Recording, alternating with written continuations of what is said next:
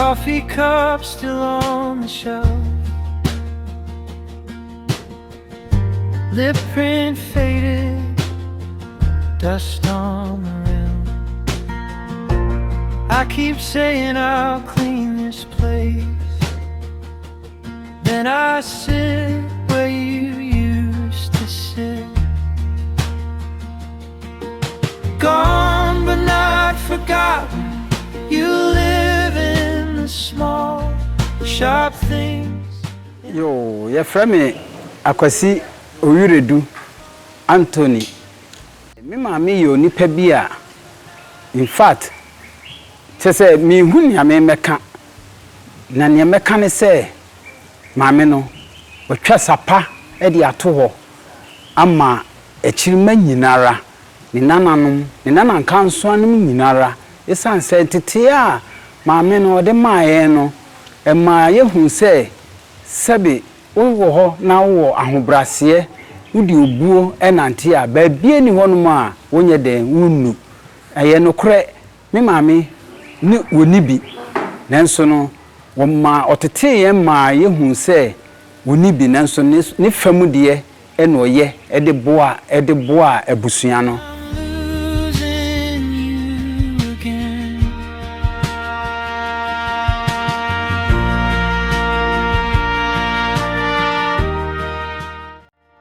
In 1983 a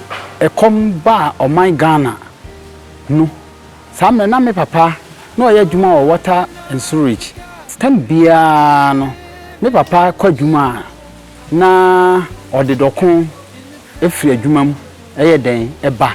na sa dokon na no di fri adjuma mu ba no na oba esanse ekomo mu nintin nanka eni kwanse nka me ma me kran ko che sa dokon no nanka yeye den obi kura nya bi nanka ese nka edigu ho nanso no okase ewiase ewi sene ene ye wodi a ochina ebetumi adane nti ese oye de woche ema obia eye de enya bi ampa me ma me betumi ache dokon ni nyina ama ye fiefo sama ne efie no na ye compound house a ye ne nipa horo neti enso aduane ba me ma me be che aduane ni nyina ma ye nyina obia ye den obia benya bi ema me hu se ampa tambia na me papa de aduane be ba ye be den obeche no nso no tu se ema ekom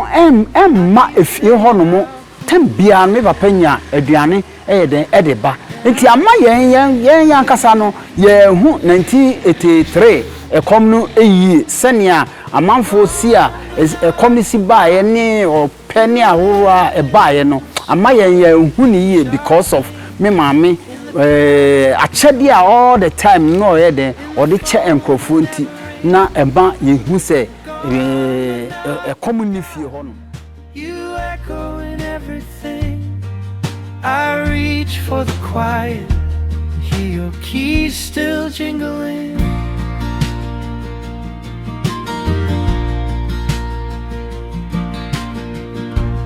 Found your note in an old coat sleeve, back in 10. Mami ni pe bia in fact nyameka ne say ya hwira de ya hwire mother, very big mother, because oye odupon no oyo ba nso metua ka say oyo ba bema no oti abusua ni mu because abusua no na so pa me ma me nua no no me ye 6 na me ma me na netoso ba miensa ye frɛ Atwomaa Mansa na Mansa no ne yesi me ma me na yawo no na chi se woni ahoden ti no ye mo se omo ye de omo dane no kakra na nso onu mumu no e baba ye pillar for the family. Me ma me nye ne manko ano e den wo hwe wo mo enipa wa hwe wo mo bebre asojafo apolisifoɔ eni fire servicefo ma hwe wa hwe wo mo no e ka onankasa ne biological children no na say is uncountable bebre kwa enam so ema onyankopon so bie adompo kwan de ma ye maame ema sebe ba bia na ni etia nanka ye nim se sebe nkra ha kora ye nya ba bi krampo entra na se be free ba bia ye tia na ye kurom no nyankopon ma obie adompo kwan de ema ye nya ba bi tra ne mani nyina ne binu ade akoko pie free Australia ne nananom ene ne ma ne na ti se nipa bebre ya maame de no kura ni nyame anim ni ya hwira de na ne be kan se onyankopon ye se uduma ene edi wachi na ne nyuma pa obeye wo man Ghana mu no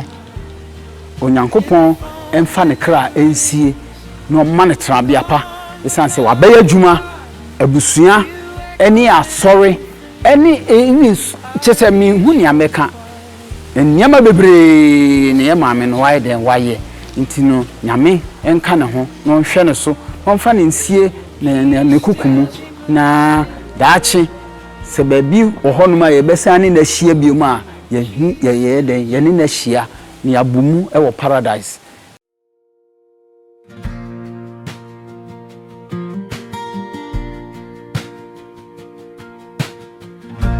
Coffee cup still on the shelf, lip print faded, dust on the rim. I keep saying I'll clean this place. Atwomaa wontete ene wadwempa a wode ma wo ma ene abusua no na se me kai se emre bi pa na sika ni fie na wo si yemfa mpaboa enye de enko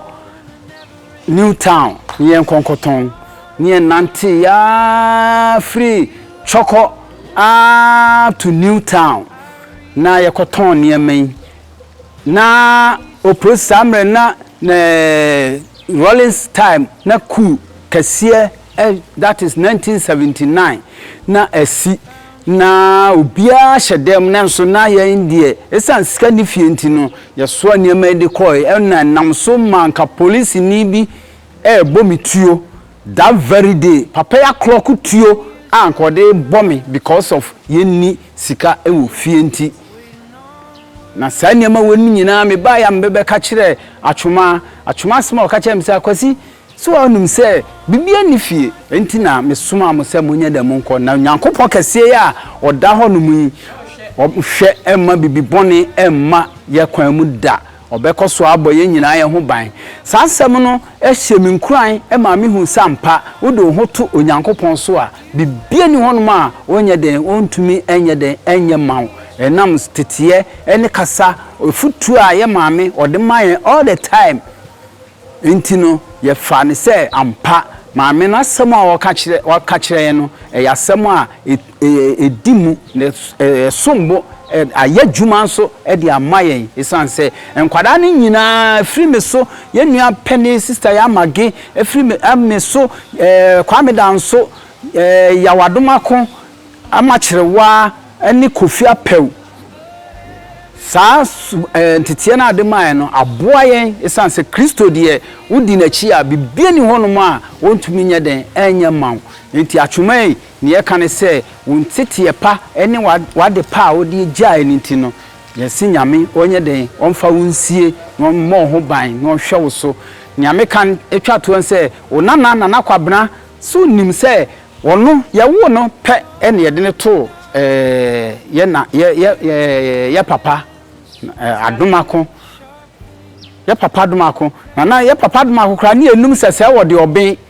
enam wo na obeyi review sa secret no de mayen se ye na ye papa ani di ankasa ene oben a ene na kwabra di oben no eno na ode aye ne documents nyina ye wo ma Melinda ene ye ono so wo ene ye de wo to no na wo ka se o twen se ma Melinda ebe ware na washira no na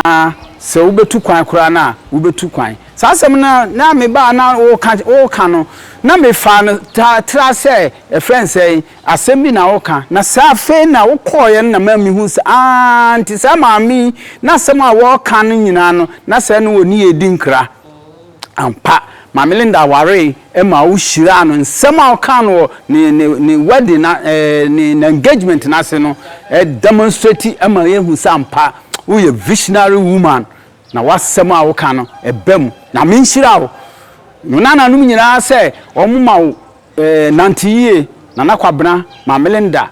nyina se omuma wo nantiye na me mfa wo si eyi wo nana no maka nyina se onyankopon emfa wo si eyi na daache ye behia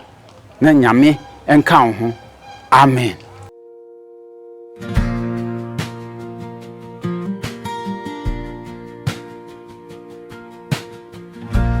Coffee cup still on the shelf. Mijina hanumu a me kwasi Owiredu Anthony senia ye maame efiri mu na abusua adofo anyi yemu efiri da otofom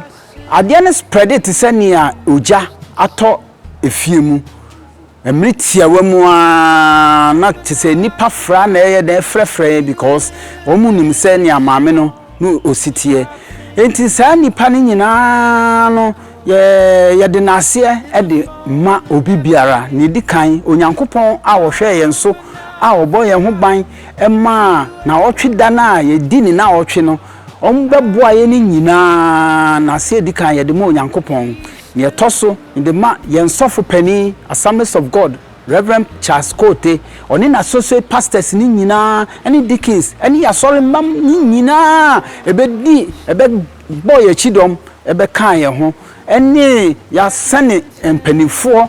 efiri ohen so ebesi ohen ketua ni nyina ne asane man enyina bomutwi ede be kan ye ho ewo na otweda no nya ye kan se onyankopon onka mo ho onhyiram obi biara ye da mo nyina mase nya mo hwere ye ho adaji amu mo seye amu de kan ye ho a ye di sa na otwe no nyame onhyiram nyina ewo Yesu din mu amen.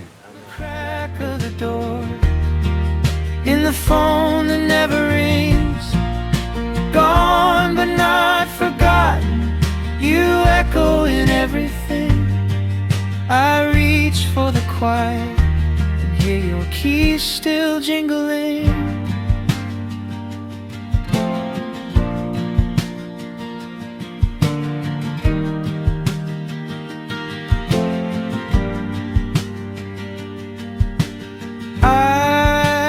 Tried to box you up, photo shirts, your Sunday shoes, but every time I tape it shut, I feel like I'm losing you again.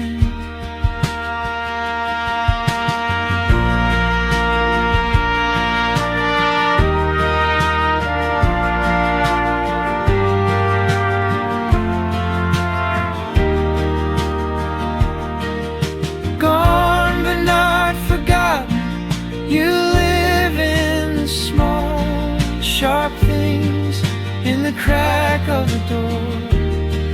in the phone that never rings. Gone but not forgotten, you echo in everything. I reach for the quiet and hear your keys still jingling, and hear your keys still